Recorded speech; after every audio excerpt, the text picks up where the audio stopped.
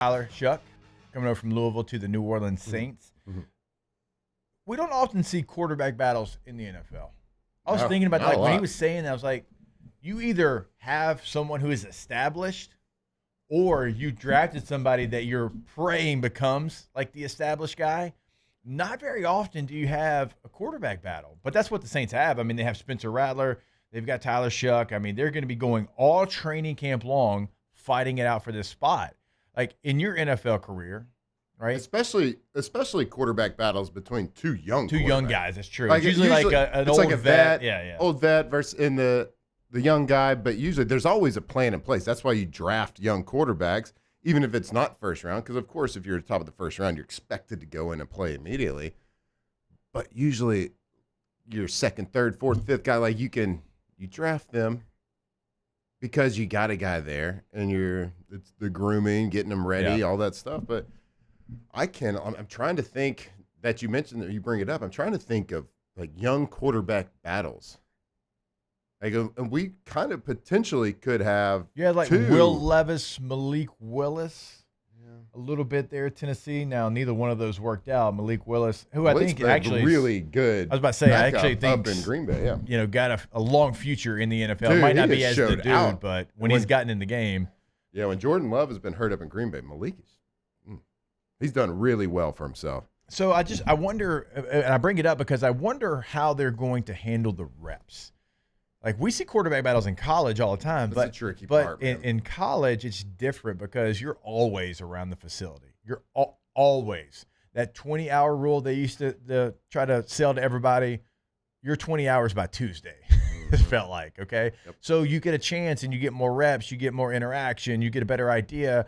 It's just not like that at the next level because you can only be there certain times, and there's not a lot of guys just hanging around the facility. Guys got families, they got other obligations.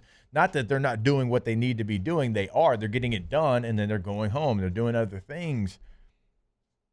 So I just wonder what the reps are going to look like because in college I feel like you get a pretty good idea. I mean, how many times did you have to repeat a play in college? Just repeat it, old Les Miles. Again. Repeat it. You don't get that in the NFL. Like there's at least for me, like there was some repeating, but it wasn't because you got vets up there, Matt, that they're like, hey, my guy, if he doesn't got it, we ain't doing it. And they'll tell the coach, like, let's keep going. Yeah, I think in the NFL, the reloads and the run it again, that happened if it was like a mental mistake within the interior of the play.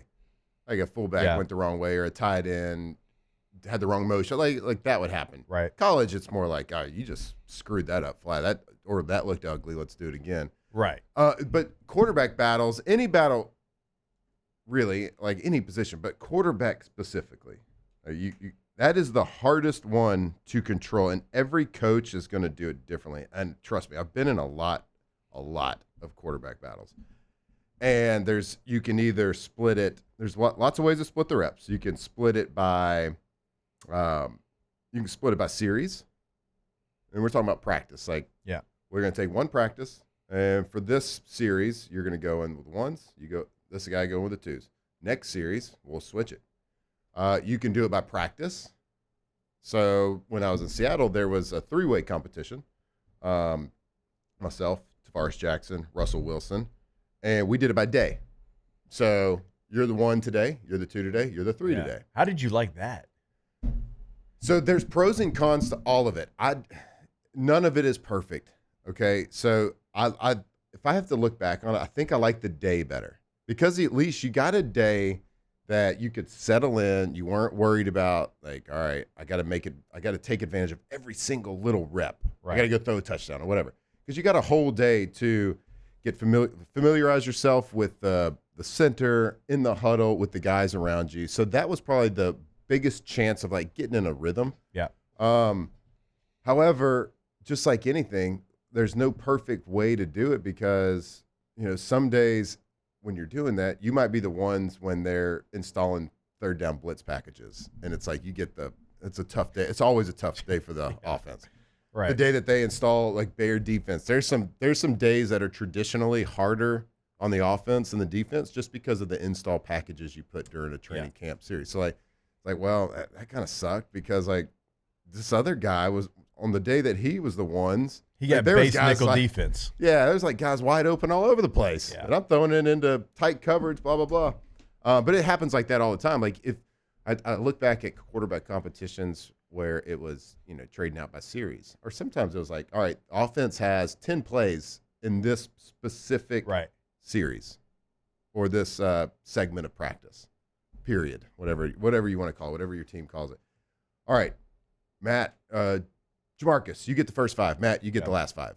That sucks.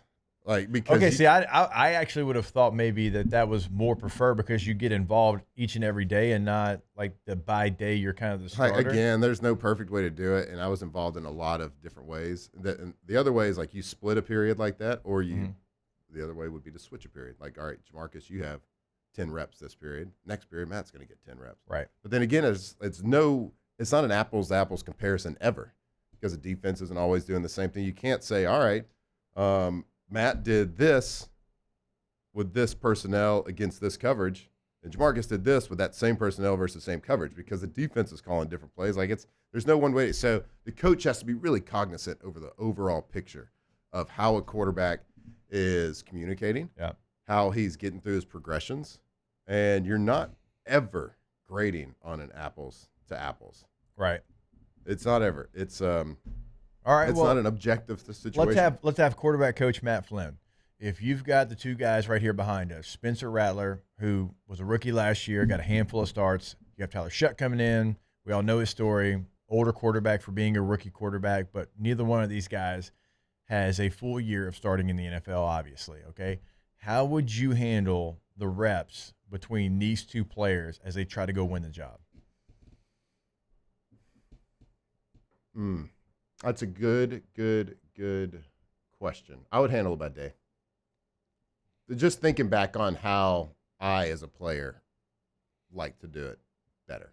Like I said, are you thinking eventually that because if you rotate days that like Spencer Rattler might get a sub day, which is third downs, and you're going to get more of that look, and then Shough might have the first and second down stuff. But if you flip it eventually, Shuck's going to have the sub day, and Spencer's going to have first and like I second down. said, there's no apples to apples comparison, so it's all subjective. So you just want to see how they respond.